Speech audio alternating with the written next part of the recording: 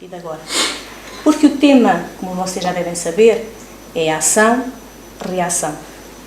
E de certeza que não é por acaso que estamos aqui hoje. Este termo é muito utilizado. Muita gente fala em ação-reação.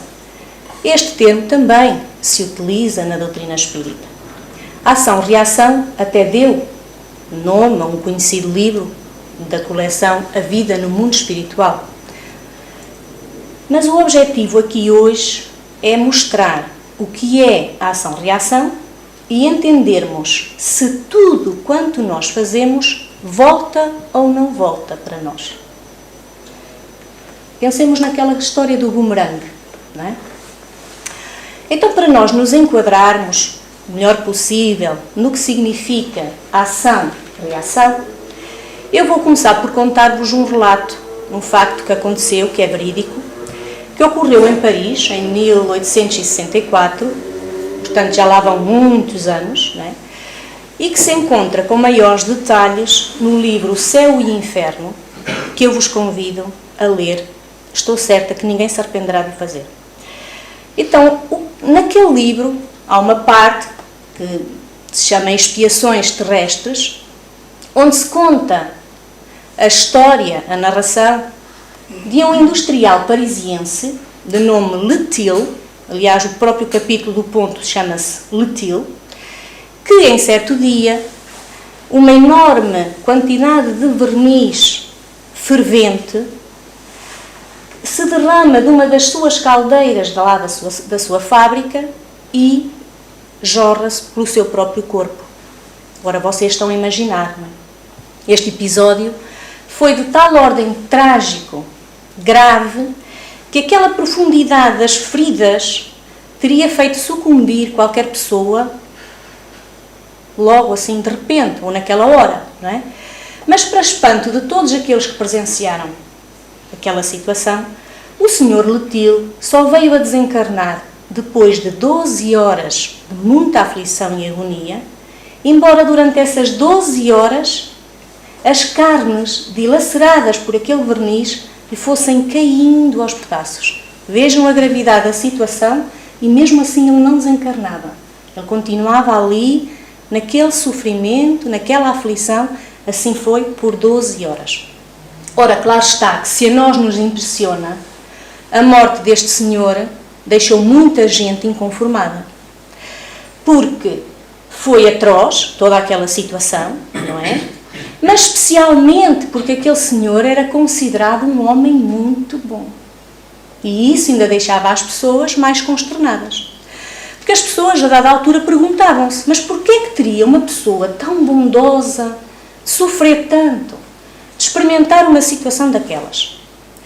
Pois bem, passado algum tempo, numa das sessões mediúnicas que Allan Kardec já presenciava como fonte da sua investigação, porque o livro do Espírito já havia sido editado e ele já se preparava para um segundo livro, o tal senhor Letil manifestou-se. E é aí, nessa manifestação mediúnica, por meio de uma médium, como nós sabemos, que ele conta que numa reencarnação anterior ele havia sido um juiz inquisidor italiano e que havia condenado ao suplício da fogueira uma jovem moça de 14 aninhos por ser acusada de bruxaria. Segundo ele, aquela visão de estar ali a ver a criança a ser queimada foi uma imagem que depois o perseguiu por muitos anos. Foi um gesto que lhe causou graves perturbações em vida e mesmo depois de ter falecido, ele ainda continuou com aquela perturbação.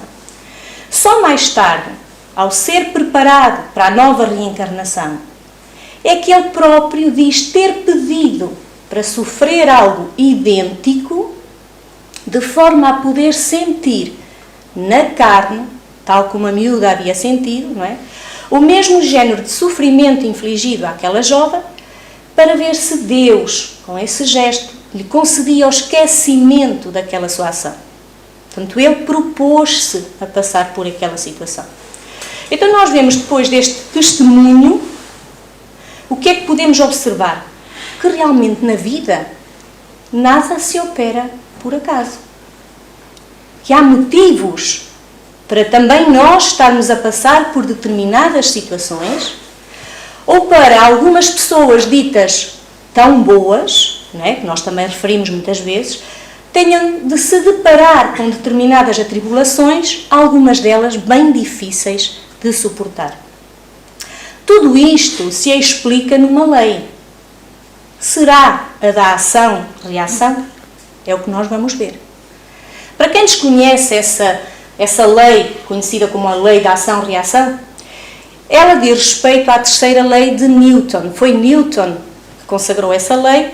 Ele chamava-se, como vocês sabem, Isaac Newton. Era um matemático, foi físico, foi também astrónomo, foi teólogo, foi um autor inglês que viveu no século XVII e XVIII. E esta lei, que é uma lei essencialmente da física, veio demonstrar que a toda a ação corresponde uma reação de igual intensidade. De sentido contrário, mas de igual intensidade. Por exemplo, só para nós imaginarmos melhor isto, se eu lançar uma bola contra uma parede, nós sabemos que aquela bola volta para mim com a mesma intensidade com que eu a atirei. E isso é a lei de ação e reação, uma lei física, não é? Porém, nós temos de ver que o comportamento humano não é uma ciência exata. Nós não permanecemos desde sempre na mesma situação, com o mesmo caráter, com a mesma personalidade, com o mesmo género de atitudes, porque nós sabemos que estamos, vamos dizer assim, consignados à lei de progresso e que o ser humano, aliás, vemos pelos livros de história, não é? Já evoluiu imenso. Então, o ser humano não obedece às tais variáveis que nós achamos que são fixas, como na lei da física. Nós temos outras coisas mais amplas que acabam por nos definir e por mostrar que existe uma outra lei a que nós estamos submetidos. Essa lei o Espiritismo veio dizer-nos, falar-nos dela, já no século XIX, dizendo-nos que é a lei de causa e efeito, e não propriamente a ação, reação, quantificada com aquela mesma força com que a lançamos, não é? Não é bem assim. Então, resumidamente, nós poderíamos dizer que a lei de ação-reação confirma as leis que regem o planeta Terra. É uma lei, como eu disse, da física. Mas a lei de causa e efeito regulamenta uma lei que é divina, uma lei moral. Há quem denomine essa lei com a frase a cada um segundo as suas obras. Porquê? Porque ela assenta num mecanismo perfeito de justiça e de igualdade absoluta. Essa lei de causa e efeito, como nós vemos, não existe por acaso. É para ser aplicada a nós, seres humanos, que já nos encontramos noutra situação, que é dos restantes seres, não é? Podemos dizer que ela existe porque ela tem um caráter, tem uma missão, um caráter essencialmente educativo. A sua aplicação é feita de modo a não haver favoritismos para quem quer que seja. Então, nós às vezes, quando vemos uma situação difícil acontecer a alguém de quem nós gostamos, ou até a nós mesmos, achamos sempre que aquilo é uma injustiça, ou então que é castigo. E nós vemos agora por esta assertiva que eu vos fiz aqui, de lei de reação ser uma lei da física, e a lei de causa e efeito ser uma lei divina, que não é a mesma coisa e que nós estamos submetidos a esta lei, à lei de causa e efeito. Então nós vemos, por exemplo, na história do Sr. Lutil, que não há favoritismos, não é? Porque ele próprio, mesmo sendo bom, teve de passar por aquilo. Aliás, ele próprio se propôs a passar por uma situação idêntica, e outros depoimentos existem no livro O Céu e o Inferno, e ao nosso redor, no dia-a-dia, também os há. Porque estas coisas não aconteceram só lá no tempo em que o Kardec investigou. Agora, será que nós só devemos preocupar-nos com isso, com essa aplicação dessa lei, depois de morrer? Ou quando estamos prestes para morrer? É porque há muita gente que só se angustia com os atos praticados quando está no término da vida física. Quando percebem que têm de passar para algo que desconhecem, começam a pensar com maior frequência: o que é que me acontecerá? Ai, o que é que eu fiz? Ai, como é que eu me posso redimir logo agora que eu sei que estou prestes a deixar este corpo físico e a adentrar num mundo que eu ainda nem tenho bem a certeza se ele existe, se não existe, isto na boca da maioria das pessoas, não é? Ora, isto põe-nos aqui outra questão. Então nós não deveríamos considerar isto sempre, em vez de o considerarmos apenas na altura em que estamos para desencarnar? Não deveríamos antes considerar a nossa forma de ser, de estar, de atuar, de pensar, de agir, a cada passo, em tudo quanto fazemos? Precisamente. Para tudo, nós deveríamos pensar 2 vezes. E, se necessário, até 3 vezes. As vezes que forem necessárias. Mas o que é que nos acontece? Precipitamos-nos. Deixamos-nos reger ainda muito pelos instintos e, quando damos por ela, já ferimos, já dissemos aquela palavra que não devíamos ter dito, já levantámos a mão quando não devíamos ter levantado, não é? Já causámos, lá está, uma reação menos boa no próximo. E às vezes até em nós mesmos, porque as coisas que nós fazemos não afetam só aos outros, também nos afetam a nós, é preciso vermos, não é? Ora bem, então, nós em tudo, como estamos a ver, deveríamos sempre pensar 2 vezes, 3, como eu até sugeri, e em tudo deveríamos dar o nosso melhor. E nós também esquecemos este pormenorzinho, que afinal de contas é essencial.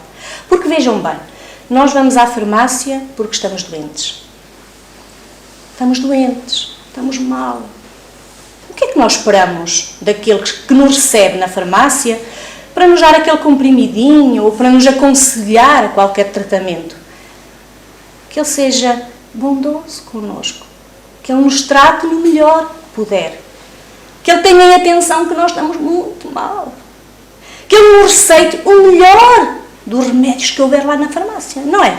Então, se nós queremos que o outro haja assim connosco, nós precisamos de perceber que também nós devemos agir constantemente assim, para connosco, para com os outros. Porque nós também precisamos de aprender a gerir bem a nossa forma de estar connosco. Muitas vezes nós somos aqueles que se mais magoam, não é? Nem precisamos que os outros nos magoem. Bem, mas agora à parte, nós percebemos por tudo isto, por este início, que agindo bem nós teremos o mérito do bem, agindo mal teremos que arcar com as respectivas consequências daquilo que nós fazemos, e o que o Espiritismo nos vem dizer ainda é que essas consequências serão aplicadas na existência atual, na vida espiritual ou nas próximas existências. Ninguém fica propriamente imune, porque se nós fugimos à lei, nós vamos ter que repor. Não é?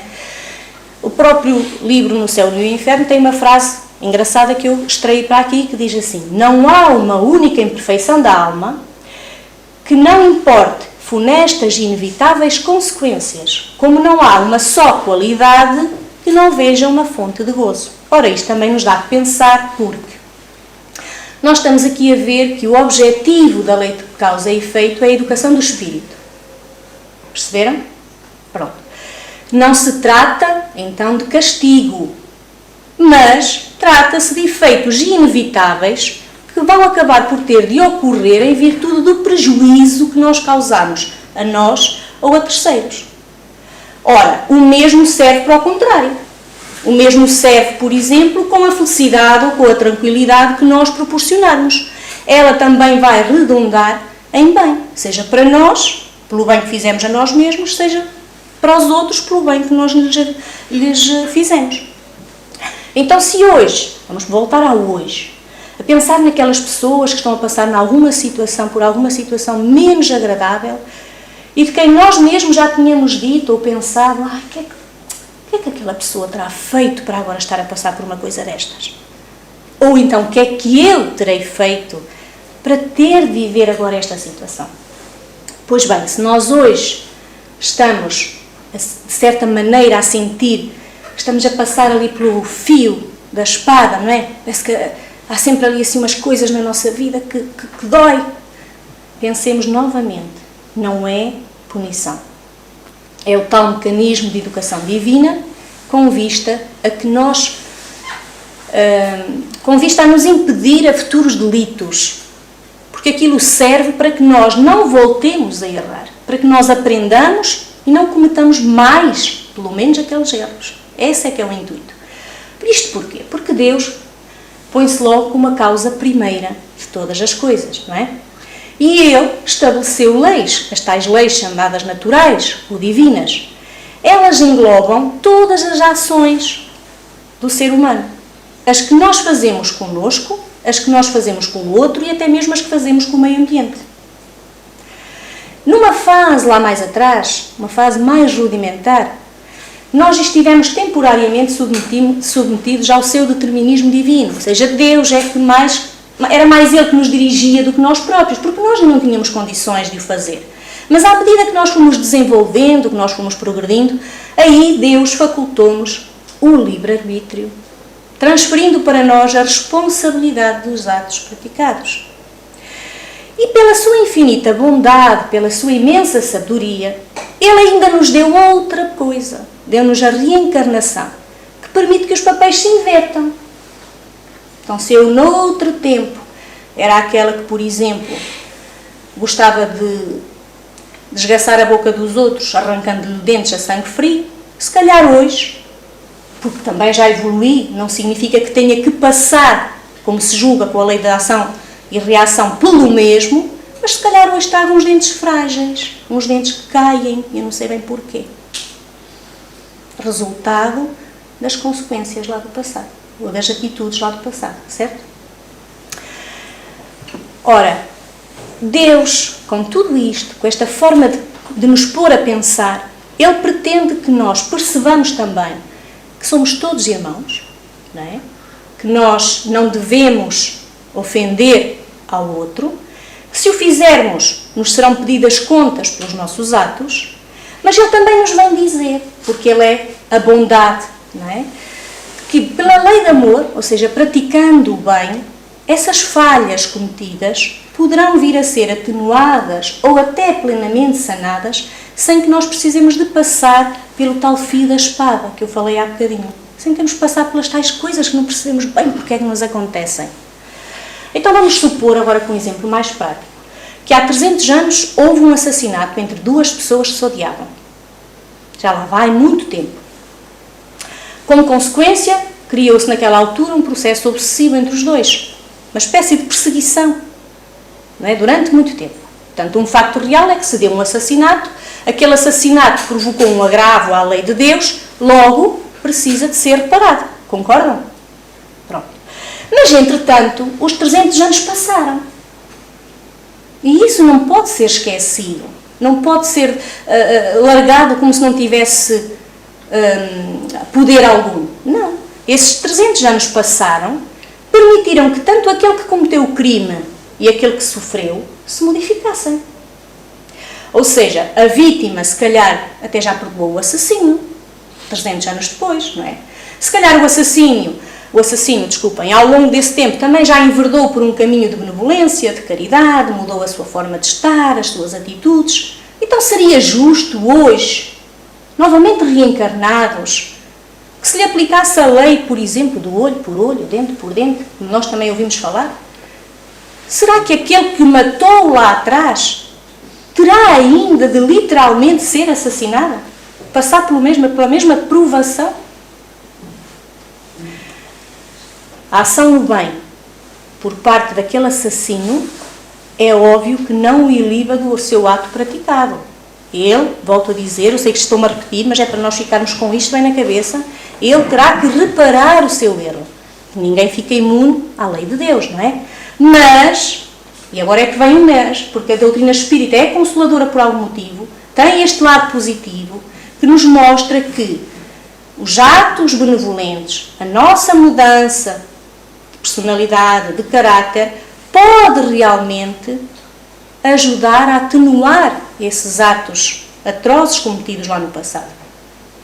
Era assim que dizia o Chico quando ele mencionava uma frase que é assim: toda a vez que a justiça divina nos procura para acerto de contas e nos encontra a trabalhar em benefício dos outros, manda a misericórdia divina que a cobrança seja suspensa por tempo indeterminado em virtude do bem feito na atual existência.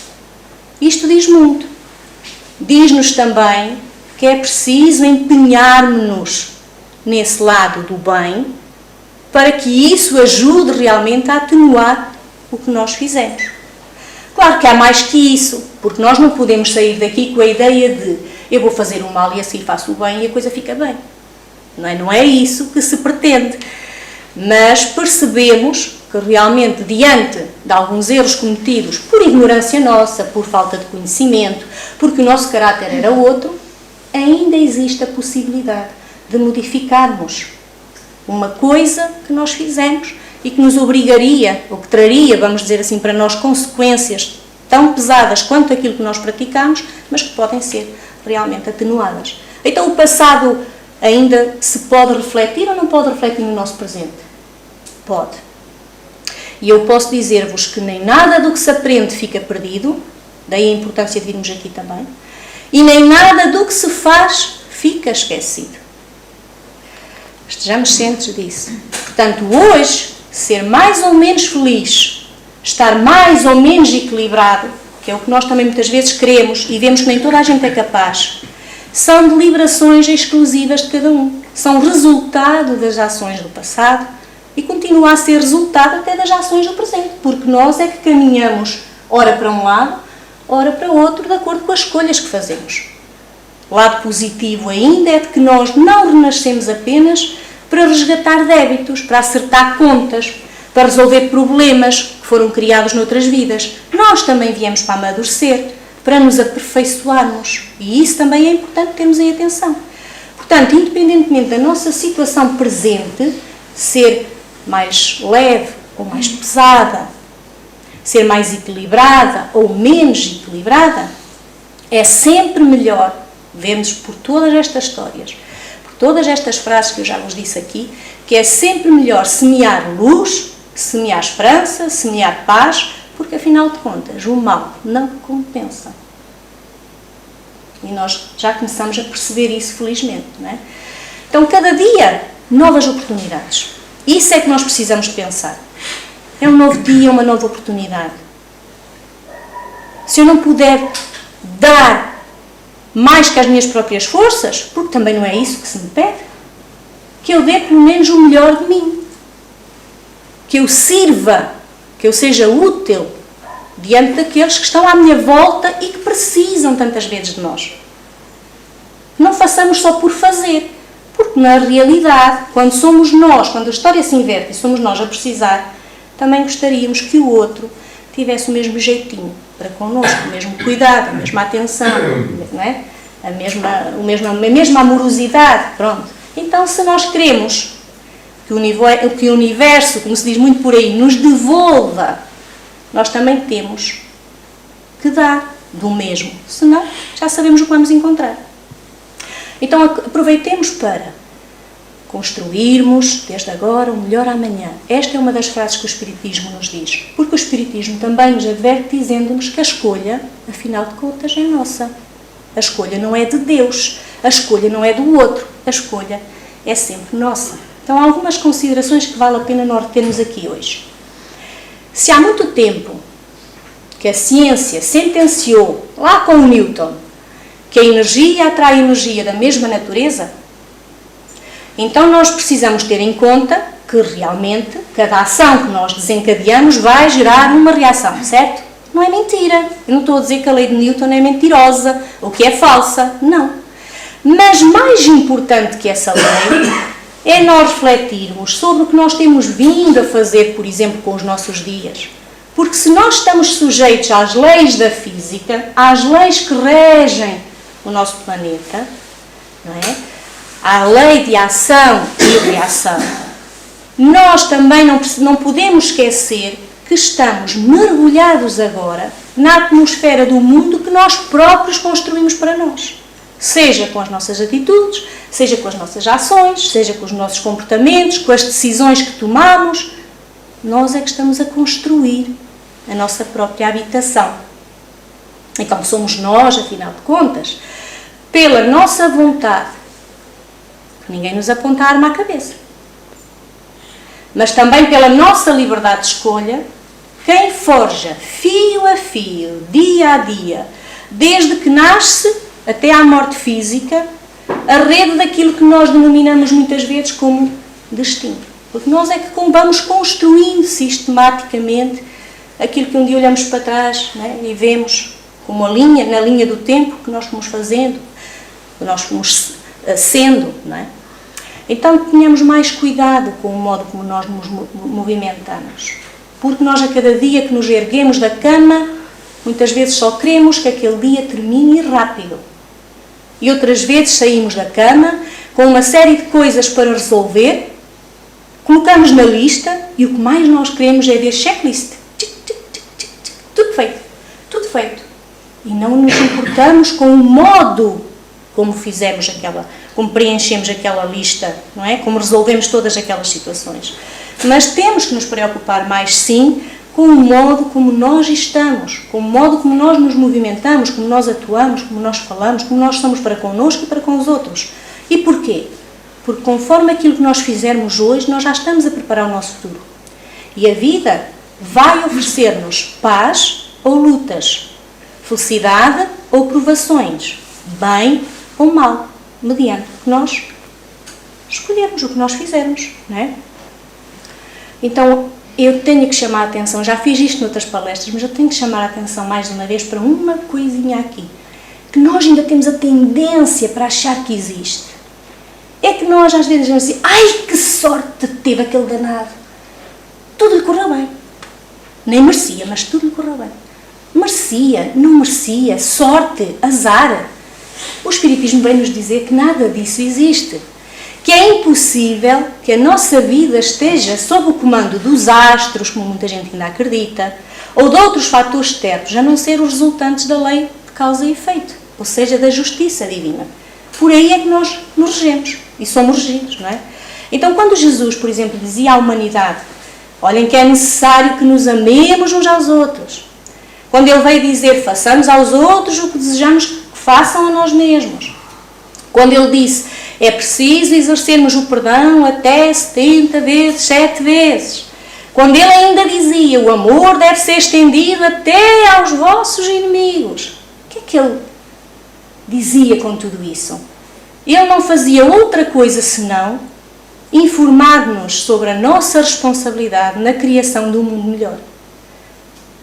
Ele, no fundo, largava para nós esse conhecimento que nós na altura não tínhamos, para que nós o puséssemos em prática e, colocando-o em prática, fôssemos alterando todo o mundo. Vocês já repararam que, e vocês sabem, estamos no mundo, provas e expiações, mas vocês já repararam que se nós, de há muito tempo atrás, já aplicássemos o que realmente devíamos pôr em prática, como seria o nosso mundo hoje? Pelo menos, mundo de regeneração em pleno, não é? Se fôssemos uns tantos a praticar o bem, nós já estaríamos num mundo melhor. E nós sabemos disso, não precisa de ser a doutrina espírita ou eu a dizê-lo. Agora imaginem se já todos no mundo praticassem o bem. Então aí seríamos um mundo ditoso, um mundo feliz, não haveria quaisquer problemas. Por aqui vemos que tudo está à distância do nosso passo. E tudo está efetivamente ao nosso alcance. Só precisamos realmente de cada dia nos empenharmos um bocadinho mais naquilo que nós fazemos, para que depois, em termos de consequências, não venhamos a sofrer apenas consequências negativas, consequências dolorosas, não é? Entraves e mais entraves, que só nos fazem ainda acumular mais sofrimento. Livre-arbítrio, ou liberdade de escolha, dá-nos a possibilidade de nós fazermos da nossa vida o que nós bem entendemos. As pessoas até costumam dizer, a vida é nossa, eu faço da minha vida aquilo que eu bem quiser. Está certo, tem razão, porque nós temos, e o Espiritismo assim o diz, nós temos livre escolha. Nós, efetivamente, podemos fazer aquilo que quisermos, aquilo que bem entendemos com a nossa própria vida. Mas as recomendações quais são? A Aliás, os exemplos dados pelos Espíritos, a narração do próprio Senhor Letil, não vai mostrar-nos que é bem melhor nós aproveitarmos as oportunidades que a vida nos dá e enquanto o tempo joga a nosso favor. Também não podemos esquecer isso. Porque às vezes achamos que mais logo. Hoje não dá, não há força suficiente. Olha, hoje foi assim, amanhã será melhor. Pronto, hoje tive pouca paciência, mas amanhã ou passado, quem sabe daqui a uns anos, eu com mais maturidade, porque estamos à espera que a maturidade também seja uma coisa que vem e que se instala. Não é? Depois a gente quando tivesse outra idade, a coisa já abranda e eu já deixo de ser assim. Não pode ser assim. Usemos a inteligência que o Pedro falou no seu Evangelho. Usemos também dos talentos que Deus nos deu. Usemos da força de vontade. Para quê? Para ver se, finalmente, começamos a dar os tais passos de atingir de grau a degrau aquela escadinha que nós sabemos que é a escada do progresso evolutivo. E aproveitemos também este momento. Lembram-se da minha prece inicial, quando eu pedi para que a espiritualidade aqui nos conduzisse a encarar esta palestra como uma advertência, como um convite que ela nos faz chegar. Aproveitemos este momento. Porque este momento, como eu vos disse, não é por acaso. Este momento serviu para mim e espero que também sirva para vocês. Porque este momento está para nós, como por exemplo esteve aquele momento, ou aquele dia, que levou o Michelangelo, vocês sabem quem é? Pronto. A esboçar o projeto da Capela Sistina em Roma, projeto esse que lhe levou anos a ficar pronto, que quase lhe custou a perda de visão e o deixou até doente devido às precárias condições de trabalho naquela época e à posição incómoda que ele tinha de ter para pintar a abóbada lá da Sistina de Roma, não é? Mas que ele não adiou, que ele não deixou de fazer. Estão a perceber onde eu quero chegar? Então vamos tentar perceber que em 9 ilhas temos aquela em que se encontra o centro espírita, que já tivemos até agora a força de vontade de querer mudar a nossa vida, que já vamos tendo a energia para sair de casa, mesmo que faça muito sol ou que faça muita chuva, como é o caso de hoje, né? E aproveitemos para não só tomarmos conhecimento do que o Espiritismo nos diz, mas para o colocarmos em prática. É claro que aqui eu tenho que dizer assim, eu sei que cada caso é um caso.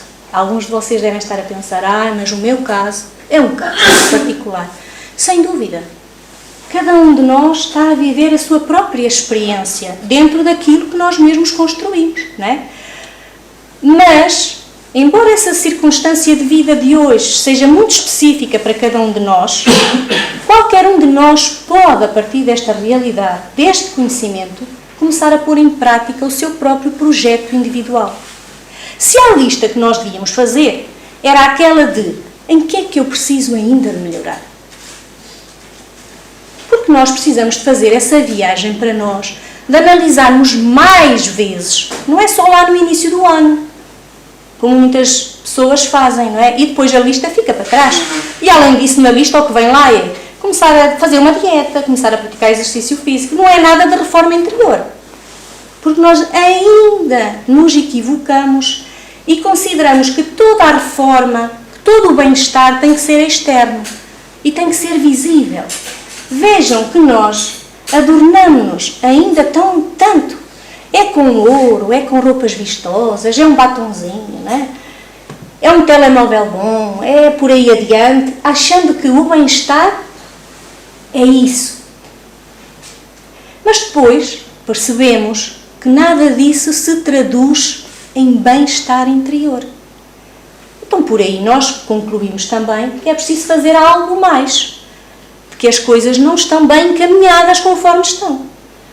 E que nós precisamos olhar mais especificamente para o problema para ver se encontramos realmente a solução. Porque nós também somos detentores dessa solução. Portanto, eu sei que nós, com 2 ingredientes apenas, confiança em Deus e confiança em nós próprios, seremos capazes de ultrapassar as nossas dificuldades e de nos colocarmos numa posição melhor. Então não há... Desculpem. O objetivo, precisamente, do Espiritismo não é o de nos iludir mais. Porque vejam bem, há muitos espíritas por aí. Isso significa que os espíritas sejam todos bons? Pois é. Há muito espírita por aí que é espírita, mas que nas suas atitudes, nos seus gestos, na sua forma de estar, ainda não é aquilo que o Espiritismo objetiva. Porque a ideia do Espiritismo não é termos a plateia cheia, o objetivo não é esse. Não é converter pessoas em espíritas. Irmos ali à lista do Google e dizermos assim, já há não sei quantos milhões de espíritas no mundo. Não, isso não interessa. Porque até pode haver milhões, mas isso não faz de nós melhores pessoas. Assim como também não faz, por exemplo, a religião católica, por ter tantos, ou outras religiões por aí, por terem tantos fiéis, não faz dessas pessoas melhores que as outras. Não é isso que nos eleva, não é? Em termos morais. O mais importante é haver no mundo boas pessoas. E a proposta do Espiritismo vem de encontro a esse desejo. Contribuir para a formação do homem de bem. Há um capítulo até no Evangelho segundo o Espiritismo que se chama precisamente o homem de bem. Então eu convido-vos a ler as obras espíritas, em especial quem quiser ouvir mais relatos como este, que ele ainda está bem mais detalhado do que o que eu fiz, ler o livro O Céu e o Inferno. Há livros que nos inspiram a nos tornarmos melhores a cada dia. Livros como, por exemplo, O Roteiro, Vida Feliz, Episódios Diários, estou a dizer livros muito pequeninos, 2 deles são muito pequeninos, cabem no nosso bolso, mas que são convites à nossa transformação interior